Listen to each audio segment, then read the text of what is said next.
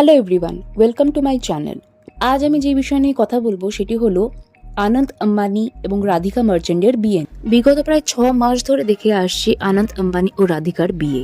Pre wedding, হলদি, সঙ্গীত, function, destination wedding এগুলো যেন চলতেই থাকছে।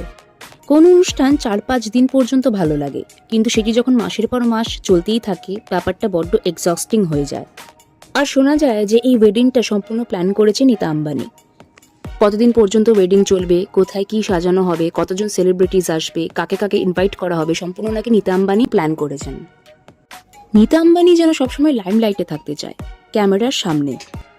সে নাকি একসময় হিরোইন হতে চেয়েছিল, অফারও এসেছিল তার কাছে, কিন্তু হিরোইন তার হয়ে ওঠা হয়নি। Maybe this is the reason যে তিনি তার ছেলের বিয়েটি গোটা পৃথিবীকে দেখাতে চায় এবং নিজেকে সবসময় তিনি ফোকাসে এবং লাইমলাইটে আনতে চায়। তবে এই লাইমলাইটে আসতে গিয়ে ধরা পড়েছে বিয়ের বেশ কিছু problematic situations. At first I would like to talk about Nita Ambani's Botox face. বোটক্সের সাথে তার ফেসটা এতটাই স্টিক হয়ে গিয়েছে যে তার কান্নার এক্সপ্রেশনও তিনি ঠিকভাবে দিতে পারছেন না। এটি সোশ্যাল মিডিয়ায় বড্ড ছড়িয়েছে এবং নীতা আম্বানি পজিটিভ লাইমলাইটের থেকে নেগেটিভ লাইমলাইট যেন বেশিই পেয়ে গিয়েছে। বিয়ের মধ্যে নীতা আম্বানিকে বারবার রুড হতে দেখা যায় শ্লোকার সাথে। শ্লোকা তার বড় ছেলের বউ। আবার এটাও দেখা যায় যে নীতা আম্বানি মুখে আঙ্গুল দেখিয়ে শ্লোকাকে চুপ করতে বলছিলেন। শ্লোকার ওপর নীতা আম্বানির একটা বসি আচরণ বারবারই কিন্তু প্রকাশ পায়। নীতা আম্বানির বড় ছেলে আকাশ আম্বানি এবং তার স্ত্রী শ্লোকা দুজনে একসাথে পাপারাজ্জির সামনে ফটো তুলতে চেয়েছিল, কিন্তু বারবার তার মা অর্থাৎ নীতা আম্বানির ইন্টারফারেন্স হওয়ায় আকাশ আম্বানি কিন্তু বড্ড রেগে যায় এবং তার হাত ছাড়িয়ে শ্লোকাকে নিয়ে পিকচার তুলতে থাকে। বিয়ের ফাংশন চলাকালীনই শ্লোকাকে ঘুমে ডুবে থাকতে দেখা গিয়েছে, যেন মনে হচ্ছে শ্লোকা ঠিকভাবে রেস্ট করতেই পারেনি। ইভেন আনন্দ আম্বানি যেন নিজের বিয়েতেই টায়ার্ড হয়ে গিয়েছে। ওর মনে হচ্ছে তাড়াতাড়ি বিয়ে চুকিয়ে ঘুমোতে যেতে পারলে সে বেঁচে যাবে।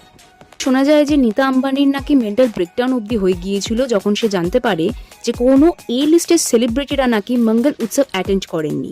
তাই নীতা আম্বানি তার অ্যাসিস্ট্যান্টকে বলে সেই সব সেলিব্রিটিদের বারবার কল করে জানতে যে কেন তারা মঙ্গল উৎসব অ্যাটেন্ড করেনি।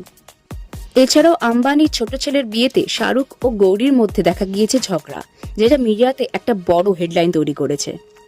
এছাড়াও রণবীর আলিয়ার মধ্যে দেখা গিয়েছে খুঁটিনাটি ঝগড়া। রণবীর নাকি আলিয়াকে বারবার বলছিল বিহেভ প্রপারলি। কৃতি সানন ও জয়া বচ্চনের সাথেও নাকি লেগেছিল খুঁটিনাটি বিষয় নিয়ে ঝগড়া, কিন্তু ঠিক কি বিষয় নিয়ে ঝগড়া লেগেছিল সেটি ঠিক জানা যায়নি। কিন্তু ব্যাপারটি ঘটনাস্থলে উপস্থিত সকলেরই প্রায় নজরে এসেছিল এবং জানা যায় যে দীপিকা ও রণবীরের মধ্যেও নাকি মনোমালিন্য হয়েছে। শোনা যায় রণবীর নাকি ওপেনলি সবার সাথে ফ্লার্ট করছিল। বিয়েতে উপস্থিত ফরেনারদের সাথেও নাকি তিনি ফ্লার্ট করে বেরিয়েছেন। এছাড়া সোশ্যাল মিডিয়ায় বারবার আমরা দেখতে পাই আনান্যা পান্ডে নিক জোনাসকে সাইডে সরিয়ে নিজের সামনে এসে ডান্স করছে।